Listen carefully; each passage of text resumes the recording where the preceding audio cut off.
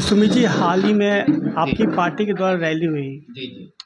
जिसकी ओर से जदयू की तरफ से एक बयान आया कि रैली पूरी तरह से फ्लॉप रही। आप पूरी तरह से सहमत रहे? जदयू के अलग अलग जो भी नेता है वो अलग अलग बयान दिए हैं। कोई कह रहा है कि 1000 आए हैं, कोई कह रहा है कि 10,000 लोग आए हुए हैं। कुछ फ़ोटोज़ भी मैंने देखा है जिसमें सचमुच गांधी मैदान में लोग नहीं दिख रहे हैं हमें। वो लोग क्या किए हैं कि 1 बजे या 12 बजे एक फ़ोटो उन्होंने पिक कर लिया है और उसी फ़ोटो को सारे जगह सर्कुलेट कर रहे हैं कि हाँ, गांधी मैदान में जो भी हुआ वो फ्लॉप कर गया है।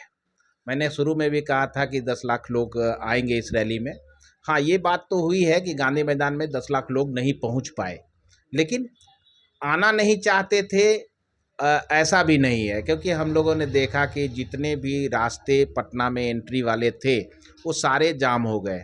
कोई भी ऐसी व्यवस्था नहीं थी कि उस जाम को छुड़ा करके जो लोग आना चाहते हैं गांधी मैदान में उनको आने दिया जा सके, जिसकी वजह से प्रशांत जी ने काफ़ी वेट भी किया रैली में आने में, लेकिन लोग पहुंच नहीं पाए। तब भी वहाँ की जो जनसंख्या जो पहुंची थी और जो लोगों ने एक असेसमेंट बताया कि लगभग हम लोग 2.5 से 3 लाख लोग पहुँचे आराम से, और लाखों की संख्या में गाड़ियाँ, बसेस, लोग बस परे रह गए, बाहर में ही रह गए। बहुत सारी गाड़ियाँ जो पटना के सराउंडिंग है, जैसे मुजफ्फरपुर, दरभंगा, ये सब के इलाके जो हैं वो वहाँ से गाड़ियाँ स्टार्ट भी नहीं हो पाई थी, क्योंकि उनको मालूम है कि हमको पहुंचने में 2 घंटे का समय लगना है। तो वो लोग 1 बजे 2 बजे चलने वाले थे, लेकिन जब 1 बजे ही लोगों को पता हो गया कि हाँ, ये जाम हो गया है, तो लोग नहीं चले। वैसे भी संख्या है। तो अगर कोई नेता कह रहा है कि 1000 नहीं पहुंचा, 10,000 नहीं पहुंचा, तो ये बस चूँकि वो मजबूरी है उनकी, उनको कहना है कि हाँ, फ्लॉप हो गया है। लेकिन मन तो किसी का झूठ नहीं बोलेगा, उनका मन जान रहा है कि फ्लॉप नहीं हुआ है। और पहली बार आप देखें कि बिना किसी जाति का नाम लिए हुए, बिना किसी धर्म का नाम लिए हुए एक रैली हुई जिसमें लाखों की संख्या में लोग आए। मतलब कुछ वर्षों पहले तक भी हम लोगों ने नहीं देखा, मतलब मैंने तो अपने जीवन में नहीं देखा है कि बिना किसी जात का नाम लिए हुए कोई रैली किया गया है। तो जब हम बिना जाति के, मतलब हम पूरे बिहार वासियों की बात करके एक रैली कर रहे हैं, कौन नहीं आना चाहेगा? हर कोई आना चाह रहा था। जितने लोग आना चाह रहे थे उससे कई लोग सिर्फ इच्छा रखते हुए घर में रह गए। तो बदलाव की तो स्थिति आप हर मोहल्ले, हर गली, चौक चौराहे पे घूम जाएंगे तो आपको महसूस होगा कि हर कोई चाह रहा है कि हाँ, बदल दिया जाए। काम कुछ हो नहीं रहा है, और नीतीश जी की जो मानसिक स्थिति है वो तो जग जाहिर है। हर रोज कुछ न कुछ नए वीडियोस आते हैं। जिस दिन नीतीश जी अपने बंगले से बाहर आते हैं, कुछ न कुछ वीडियो ऐसा आ जाता है जिससे पता चलता है कि हाँ, मानसिक रूप से अस्वस्थ हैं।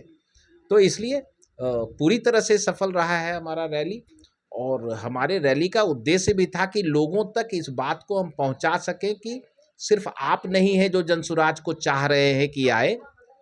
बिहार के अन्य कोने में भी लोग हैं जो चाहते हैं कि जनसुराज आए। रैली का मुख्य उद्देश्य ये था, जो लोगों तक पहुंचा, लोग समझे, और लोग प्रसन्न हैं इस बात से। आम जनता जान रही है कि हाँ, जनसुराज बहुत अच्छा किया और आ रहा है, जनसुराज निश्चित आएगा। जैसा कि प्रशांत किशोर जी कहते रहे कि 2015 में उन्होंने नीतीश कुमार को मुख्यमंत्री बनाया था, लेकिन जदयू कह रही है कि नीतीश कुमार जी के कारण उनकी पहचान है। उनकी पहचान है क्या?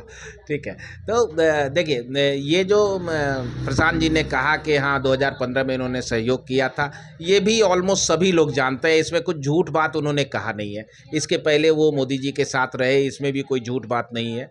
सभी लोगों को सहयोग किया, उनका काम था, और उन्होंने अपने काम को बखूबी अच्छे से किया, जिसका रिजल्ट भी हम लोग आज तक देख रहे हैं कि वो 10 इलेक्शन, अगर 10-15 इलेक्शन किसी हर राज्य में जा करके लोगों को जिता रहे हैं, तो निश्चित काबिलियत तो है उनके अंदर।